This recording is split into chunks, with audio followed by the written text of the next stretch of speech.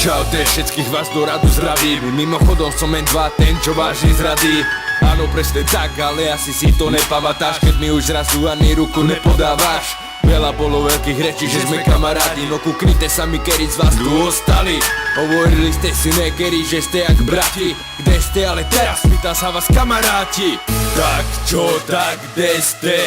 Idem sám po ceste a zrazu vy tu nejste. Hlavne, že máte vy reči pestré. Jedni hlavu hore, druhý ostali za dole, tretí zabudli zrazu, ale nereším tu ja more.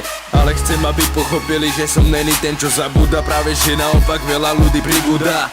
Posielam mier ľudom, čo sú pri mne, a tým ďakujem, že nezabúdajú a majú o mňa záujem. Takže sorry, ale kvôli zabúdačom fakt nestresujem. Tí, čo zabudli, majte sa dovi, som už človek nový, hubami horí a hovoriť si dovolí a povolí, že sú tu noví praví a starí len hraní. Teraz ma baví, iba baví, daví hore, dajte hlavy, jen dva na zdraví a tí starí, nech vás táto sloha zavalí. Zabudáte všetci, ale do radu, preto som spravil o vás túto poradu. Je už taká doba, každý myslí na seba, preto v repe idem len sám za seba. Myslíš, že robím ze seba jeba? Ne, a keď dáno zabudnete na to určite. Staré časy, to je dobrý vtip, nikto si to nepamätá, na čo pripomína teda ich. Tak čo, tak kde ste?